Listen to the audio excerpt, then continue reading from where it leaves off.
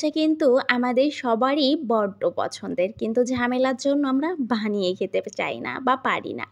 যাই হোক আজকে ৬ মাস বা ১ বছর পর্যন্ত কীভাবে সামোসা সংরক্ষণ করতে পারবেন সেই রেসিপিটাই শেয়ার করব। আসসালামু আলাইকুম আমার কলিজার ভাই ও বোনেরা, তোমরা সবাই কেমন আছো? আল্লাহর রহমতে আমি অনেক ভালো আছি। আবার চলে আসলাম ব্লগে নতুন একটি ভিডিওতে নতুন একটা রেসিপির সাথে।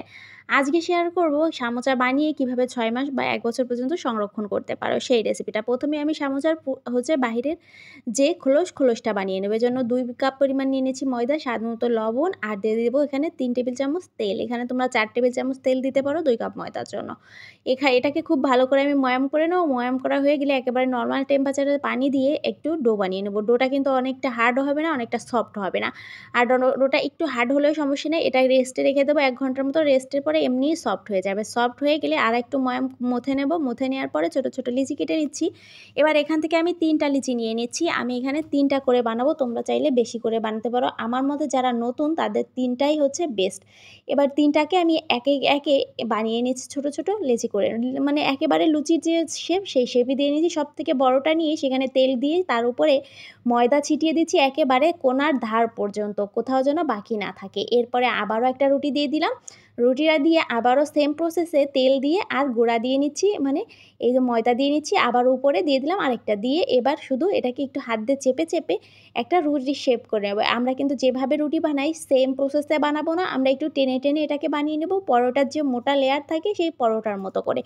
এবার চুলায় আমার এটা সেঁকতে কিন্তু 30 সেকেন্ড সময় লেগেছে। আমি চুলাটা অন করে কড়াইটা জাস্ট গরম করে দিয়েছিলাম। গরম করার পরে এটাকে আমি এপিট ওপিট করে 30 সেকেন্ডের মতো সময় নিয়ে এটাকে জাস্ট ভেজে এই যে তুলে নিলেই হয়ে গেল। আর এটাকে কিন্তু একেবারে গরম থাকতে থাকে, হাত সহ্য হয় এ পর্যায়ে এটাকে কিন্তু খুলে নিতে হবে। দেখতেই পারছো কি সুন্দরভাবে খুলে গেছে আর কতটা সফট আর কতটা পাতলা হয়েছে। এবার পুরটা বানানোর জন্য আমি এখানে 2 কাপ পরিমাণ পেঁয়াজ আর এখানে 1 কাপ পরিমাণ নিয়ে নিয়েছি চিকেন।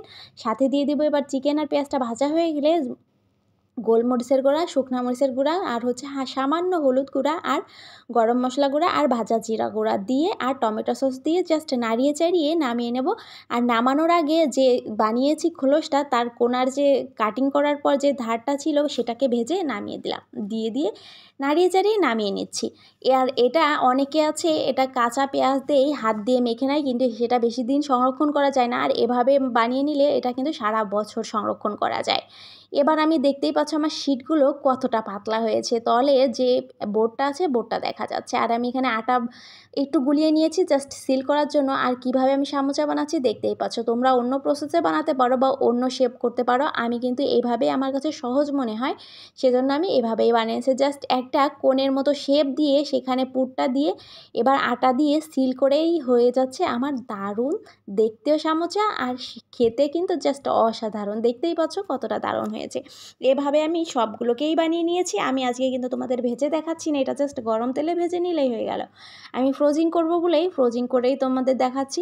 এবার একটা এয়ারটাইট বক্সে এগুলোকে সবগুলোকে আমি রেখে দেবো। এয়ারটাইট বক্সে মানে এটাই একদমও বাতাস প্রবেশ না করে, এই জন্য রেখে দিয়ে হয়ে গেল। সবাই ভালো থাকবে, আল্লাহ হাফিজ।